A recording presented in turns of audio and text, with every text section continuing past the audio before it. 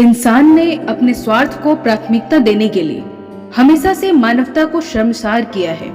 ऐसे कई उदाहरण आपको बड़ी आसानी से समाज में देखने को मिल जाएंगे, जबकि वही जानवरों ने हमेशा से अपने निश्चल, निस्वार्थ और सरल प्रेम से मनुष्यों को सीख देने वाले कई सारे उदाहरण समय समय पर पेश किए हैं। वो अपने मालिक या साथियों के प्रति बिना किसी शर्त के बहुत ही शुद्ध और पारदर्शी प्रेम करते हैं, क्योंकि जानवरों के पास दिखावा या छल करने जैसी कोई चीज नहीं होती।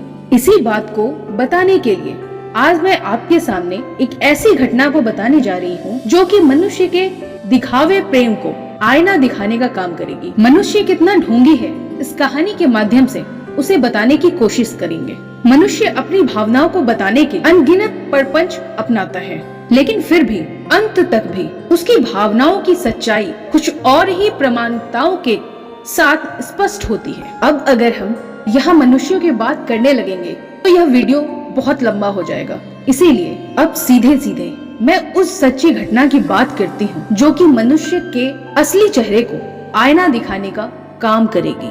तो बात है हैचिको की, जो कि एक कुत्ता था जिसका जन्म सन 1923 में हुआ था। उस समय उइनो नाम के एक प्रोफेसर ने उस पप्पी को पालने का फैसला किया था और वो उसे टोक्यो ले आए। चूंकि यूनिवर्सिटी ऑफ टोक्यो में प्रोफेसर साहब का रोज आना जाना हुआ करता था, जिस कारण जब भी प्रोफेसर साहब यूनिवर्सिटी जाया करते थे तब हैचिको उनके साथ ही शिबुया स्टेशन तक छोड़ने जाता था और वापस आते समय वह प्रोफेसर के साथ ही वापस आता था। 2 साल तक यह काम लगातार चलता रहा, लेकिन अचानक एक दिन प्रोफेसर साहब वापस नहीं आए, क्योंकि यूनिवर्सिटी में काम करते वक्त उन्हें सेरेब्रल हेमरेज आ गया था, जिस कारण उनकी मृत्यु हो गई और वो उस दिन के बाद कभी वापस लौट नहीं पाए।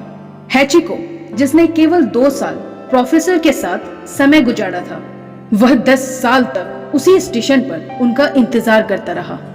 हैचिको का इंतजार करना जिसे पब्लिक ने नोटिस कर लिया था, जिस कारण पब्लिक और एडमिनिस्ट्रेशन के मन में उसके प्रति इतना प्यार उमड़ा, जिस कारण हैचिको का ब्रोंज स्टैचू बनाया गया और हैचिको के सामने ही उस स्टैचू का इनॉग्रेशन किया गया। और 1935 में उसी शिबुया स्टेशन पर अपने मालिक का इंतजार करते करते वहीं पर उसने दम तोड़ दिया। उसकी रिमेन्स को national science museum of Japan में रखा गया और उसके बॉडी को वही दफनाया गया जहां उस प्रोफेसर की बॉडी दफनाई गई थी। इसे कहते हैं भावनाओं की सच्चाई, जो कि किसी भी परिस्थिति में नहीं बदलती है और अपने प्रेम के लिए हमेशा खड़ा रहता है।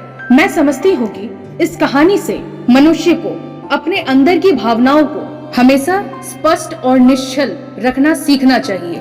यह कहानी ऐसे लोगों को सच्चे प्रेम का मतलब समझाती है जो किसी के भावनाओं या प्रेम के रिश्तों को अपने स्वार्थ के लिए इस्तेमाल करते हैं। धन्यवाद। जय श्री राम।